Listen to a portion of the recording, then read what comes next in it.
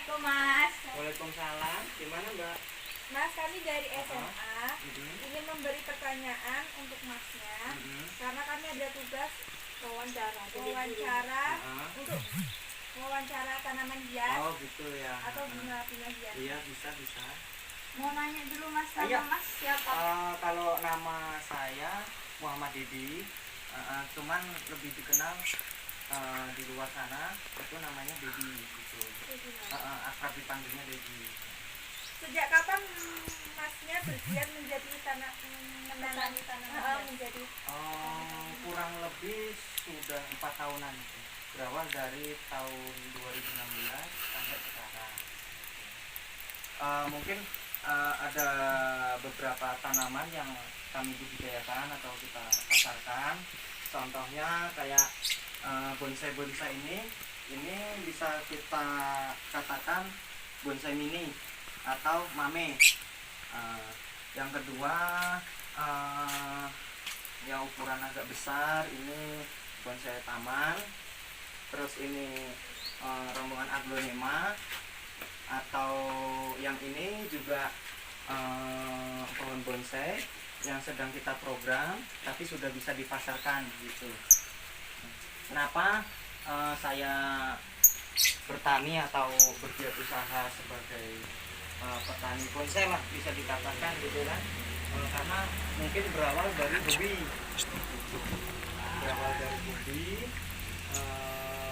lambat laun. Dari hobi saya ini saya jadi menambah teman gitu, dan akhirnya kita membuat sebuah komunitas itu. Komunitas kami sudah kurang lebih berjumlah 25 orang, dan di situ kami banyak belajar mengenai budidaya bonsai yang nanti akan dipasarkan gitu. Ini contoh-contoh bonsai yang siap dipasarkan. Ini mungkin mbaknya agak bingung ini kenapa ada kawat di sini, gitu kan. Ini salah satu ciri khas dari bonsai. Ini untuk pembentukan ranting atau batang gitu. Ini ciri khas dari bonsai. Sedang dalam program, nanti kalau siap dipasarkan nanti kawat ini kita lepas gitu. Kawat ini kita lepas, nanti kalau memang ada yang siap untuk membeli, nanti media kita ganti, kawat kita lepas, kita rapikan, baru kita pasarkan gitu. Apakah akan berpengaruh kepada batangnya Pak? Kalau pengawatan? Iya. Kalau pengawatan di bonsai ini sebenarnya ada pengaruh. Kalau misal untuk pengawatan ini terlalu ekstrim, artinya kita mengawat batang ini terlalu kencang gitu. Karena memang ini kan nanti setelah dikawat ini nunggu sampai 2 atau 5 bulan gitu, tergantung nanti maunya kita kayak gimana. Kalau misal untuk dilepasnya 5 bulan, biasanya kalau terlalu kencang ngawatnya ini dia nanti akan jelek batangnya gitu, karena nanti akan bekas gitu. Tapi kalau nggak terlalu kencang, yang penting batangnya itu bisa terbentuk, nanti jadinya akan bagus. Kira-kira di mana lokasi budidaya tanam hias itu Pak? Kalau untuk sementara kita sedang budidaya di rumah atau homemade gitu kan, karena memang untuk ketersediaan lahan kita masih mengusahakan gitu untuk budidaya bahanan atau pohon hias yang sedang kami pasarkan ini gitu. Mengapa Mas memilih menjadi petani tanaman hias?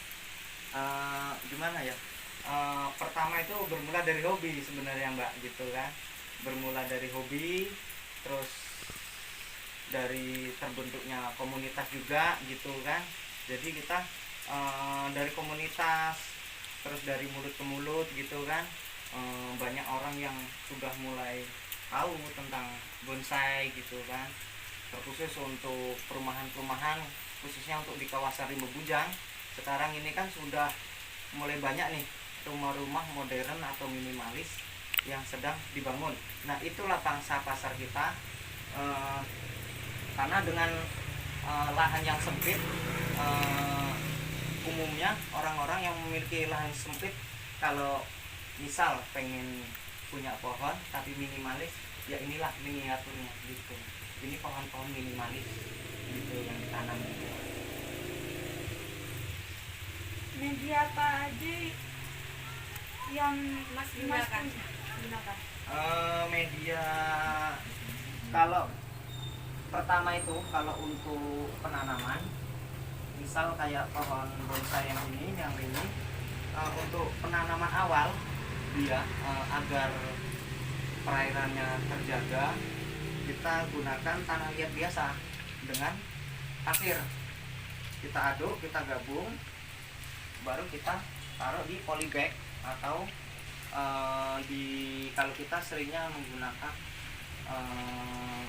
karung gitu.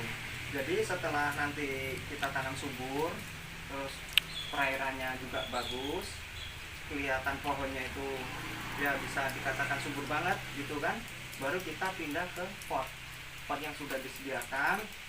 Baru kita ganti media tanam tersebut. Media tanam yang kita gunakan seringnya itu tanah liat dicampur dengan sekam bakar gitu, baru siap dikemas dengan pot yang kita mau. Kira-kira berapa lama ya Mas dari masa awal sampai masa akhirnya bisa dijual atau panen gitu Mas? Sebenarnya tergantung kita Mbak, tergantung kita. Artinya sebenarnya kalau bonsai itu agak lama ya, beda dengan tanaman aglonema yang lainnya gitu kan. Kalau dirasa sudah subur, sudah bagus sudah. Tapi kalau bonsai itu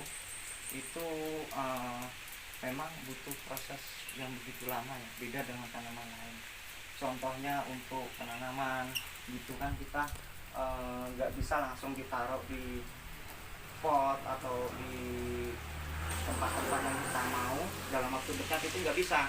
Kita harus melalui beberapa proses penanaman, terus pembentukan awal. Ini aja salah satu contoh, ini pohon ini yang kita budidaya, pohon apa ini, 1000 bintang ini di tangan kami sudah kurang lebih 2,5 tahun. 2,5 tahun bentuknya baru seperti ini gitu. Dan ini akan terus kita program sesuai dengan kemauan kita. Tapi bila mana memang sudah ada yang cocok dengan tanaman ini, ya kita lepas, bisa dijual.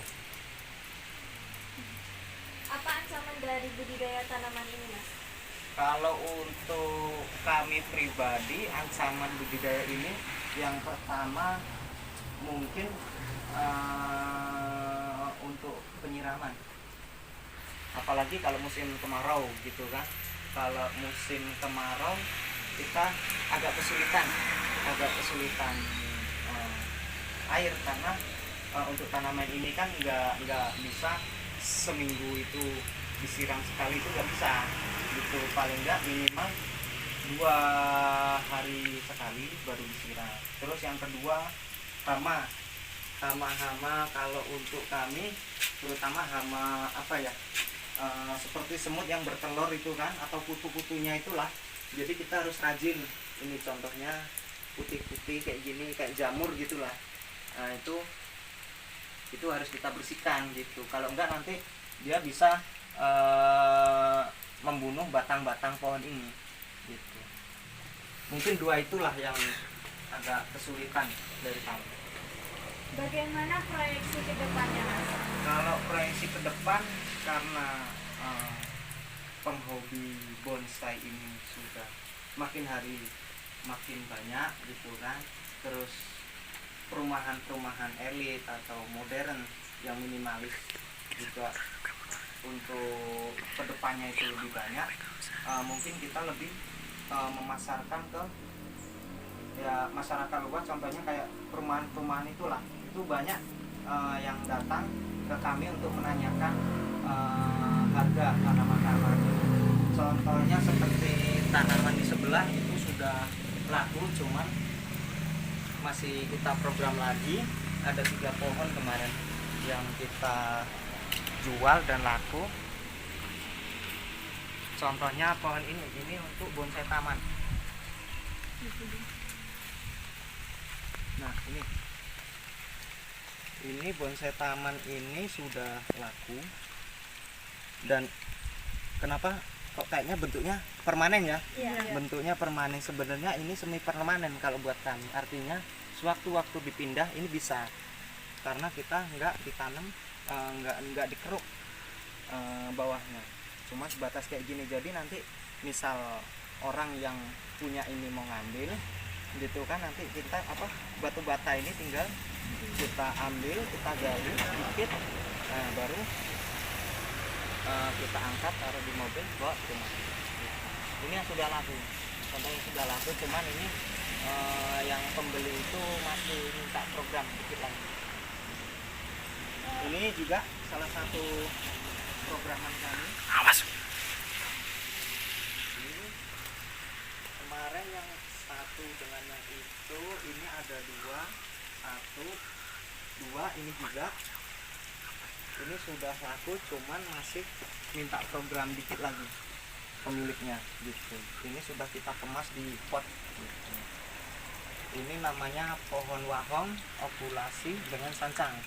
Ini enggak murni daunnya daun dari pohon ini kita okulasi, atau orang-orang umum itu sebutnya di stek gitu. Ini salah satu programannya juga sedang kita program. Ini kenapa kita tutup dengan paranet? Karena mengantisipasi kayak kemarin ini kan musim panas itu.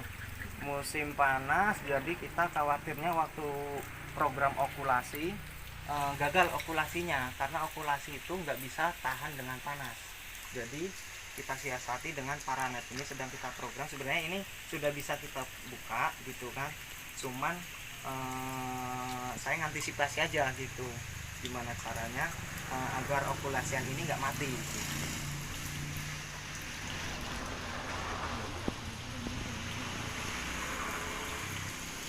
Ya Mas. Kira-kira kalau seperti ini berapa lama ya Mas? Ini sudah kita okulasi dari awal penanaman. Nah, ini contoh karena kita nggak ada polybag di yang besar gitu kan. Kalau di pasar kan nggak ada polybag yang seukuran ini untuk batang yang segini. Jadi ini polybag sementara kita pakai pakai karung ya. Pakai karung, kita gunakan media tanamnya ini karena awal kan kita menggunakan pasir dicampur dengan tanah liat gitu. Ini pohonnya ini sudah kita program sampai okulasi sekarang ini kurang lebih sudah 4 bulanan, karena yaitu kalau bonsai itu prosesnya memang lama gitu. Jadi kita harus sabar, ekstra sabar kan gitu, untuk mendapatkan hasil yang kita inginkan.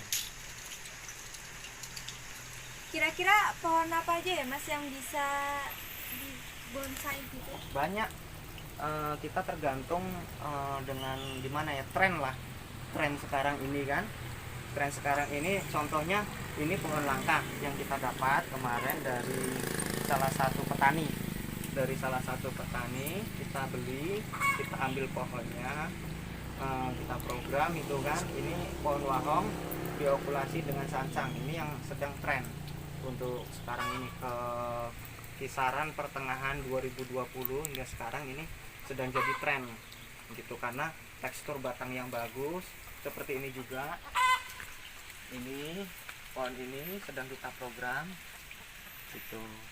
Kalau beberapa pohon contohnya yang kita sebutkan pohon wahong, kalau untuk bonsai ya yang sedang tren gitu kan, sebenarnya bisa banyak, cuman kan kita yang kita bonsai itu kan tergantung gimana ya, tren-tren yang berkembang gitu. Contohnya ini pohon serut, mungkin pohon serut ini pohon yang cukup lama dan sampai sekarang masih jadi tren, dan ini masih bahan, masih kita program gitu, pohon wahong. Terus ini ada beberapa juga, ini pohon perpaduan, dua batang pohon bougainville, karena kita kalau untuk bonsai itu beda dengan tanaman hias kayak aglonema. Kalau bonsai itu lebih ke batang, ngejarnya batang, kira-kira batang karakter batangnya ini bagus, terus perantingannya bagus, kita ambil gitu. Ini salah satunya gitu untuk bonsai. Ini juga ada pohon beringin. Ini jenisnya beringin kimeng. Beringin kimeng. Ini kita okulasi juga karena kita kemarin ngambil akarnya. Ini juga itu yang sudah laku, yang sudah kita kemas. Ini yang sedang program. Ini pohon serut, ini pohon kimeng. Terus ini ada cemara udang gitu kan. Nah, ini juga salah satu pohon langka. Ini namanya anting putri. Ini sedang kami program, kita budidayakan. Misal nanti ada pemesan yang butuh entresan atau anakan kecilnya, nanti bisa kita kasih lah gitu. Banyak lagi tanaman-tanaman lainnya, masih banyak. Termasuk tanaman apa, Mas? Kalau ini programan, ini kemarin juga sempat dipesan, cuman orangnya belum datang lagi. Cuman katanya orangnya suka dengan pohon ini gitu kan. Jadi ini sedang kita program juga. Ini namanya beringin Korea gitu. Kalau ini masih original, kalau yang ini beringin Korea. Itu ada beberapa jenis beringin dari bahan bonsai itu banyak. Itu ada beringin Korea, beringin dolar, ada itu bahan-bahannya di belakang gitu kan, yang sedang kita program maupun yang sudah siap kita perjualbelikan. Beringin Korea, beringin kimeng, beringin dolar, terus beringin iprik, banyak lagi lah. Kalau soal beringin itu masih banyak gitu jenis-jenisnya. Misal kayak ini juga, ini sementara belum ada yang minat gitu kan. Tapi kita gini, untuk pemasaran pohon-pohon tanaman hias ini, khususnya bonsai kita ini, kita berawal dari komunitas gitu. Berawal dari komunitas, misal nanti dari kawan kita ada yang butuh pohon ini, ada yang nanti langkah awal mungkin menghubungi kami dulu, pohon yang diminta apa, ada enggak pohonnya, dan sudah siap diperjualbelikan atau belum gitu. Untuk sementara yang sudah kita jual sudah lumayan banyak lah gitu. Kira-kira kisaran harganya mulai dari berapa ya? Kalau soal harga beda, Mbak. Kalau bonsai dengan tanaman hias lain ya mungkin seperti aglonema gitu kan, karena memang bonsai itu kan prosesnya yang cukup lama, bisa sampai tahunan, bisa hingga puluhan tahun itu bisa gitu kan. Kalau bonsai itu agak lumayan mahal sebenarnya gitu. Kalau buat kami, saya nggak berani menyebutkan harganya gitu kan. Cuman ya yang cocok bisa datang ke rumah untuk melihat barang tersebut gitu. Kalau mungkin kalau aglonema bisa kisaran, misal contohnya kayak apa, janda bolong itu kan kisaran ratusan gitu kan. Tapi kalau yang untuk jumbo kayak gini bisa sampai kisaran 1 jutaan lebih gitu. Itu minimalnya loh. Itu minimalnya loh, 1 jutaan lebih. Jadi kalau kami itu aset jangka panjang gitu kan. Kalau bonsai itu artinya dari hobi misal ada yang suka gitu, baru kita perjualbelikan. Baiklah, makasih Iya. udah menjawab pertanyaan kami. Kami akhiri. Wassalamualaikum warahmatullahi wabarakatuh. Waalaikumsalam warahmatullahi wabarakatuh.